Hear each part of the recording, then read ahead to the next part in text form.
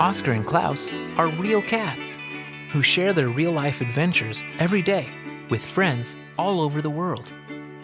Oskar was born completely blind, and Klaus was rescued from the rough life of a stray. Together, they've shown the world that there's no limit to the thrill and wonder of life. All you need is the power of friendship and your imagination.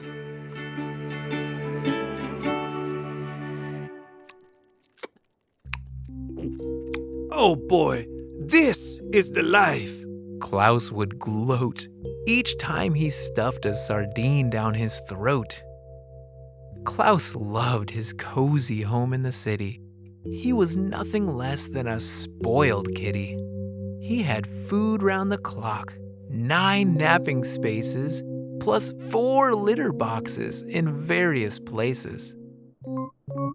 Don't eat too much. Oskar warned as he climbed. Being sick far from home is not a good time. Then reaching the perch, 6 feet off the floor, he climbed back down and did it once more. Tomorrow's the big day, and we must feel good. We're going camping in Mossy Wood. The car was loaded, and off they drove, away from the city, down long, winding roads.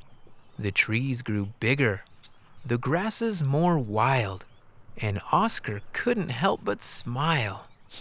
Each new smell and every odd sound meant that adventure was soon to be found. The tents were pitched by the crackling fire as shadows danced higher and higher. They heard the legend of Bigfoot that night, and it gave Klaus a most awful fright. When nighttime falls, he steps from his lair on 2 huge feet, each covered with hair. Like a grizzly bear, he stands tall and mean, but sly old Bigfoot is rarely seen. And all who seek this fearsome creature will never, ever forget their adventure. Oskar could not fall asleep in his tent.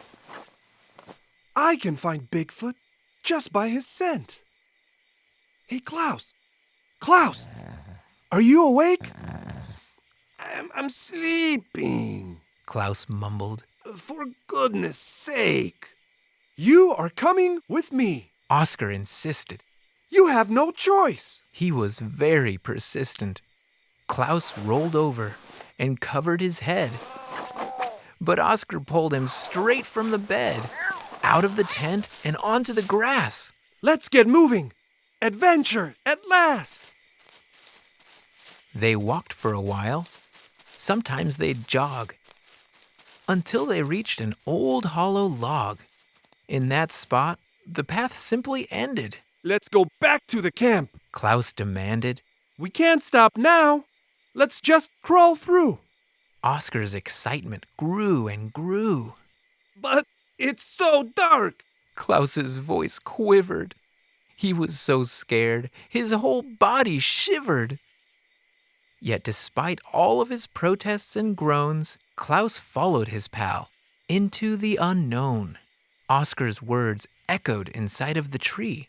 The darkness simply does not bother me. On the other side, they found rushing water, and swimming on top, a curious otter. Hello? Oskar yelled. Will you help us across? The otter swam closer and said, Sure thing, boss. Just hop on my back and be sure to hang on. This stream isn't wide, but the current is strong. No, thank you, cried Klaus. I can do it my way. I was swim team co-captain back in the day. Now I remember why I quit the team. A wet Klaus shivered in a silver moonbeam. Perched high on a branch sat a serious owl, her big eyes squinting, beak bent in a scowl. She asked, Where is it that you all are headed? To find Bigfoot! Oskar leapt as he said it. The owl screeched. I heard he's a brute. Is he even real? I don't give a hoot. Oskar replied, Why not join our quest? It could be good for you to come out of your nest. The owl agreed and fluffed her gray feathers, and the four made a pact to stick close together. The owl flew high to find a clear path. The others ran. Klaus was soon out of breath. A murky haze closed in from each side, and Oskar's nose was their only guide. Winding through trees and over old logs, they kept moving deeper in spite of the fog. Klaus cried out from the back with a fuss. It feels like something is following us. Then they heard a snap, followed by a rustle.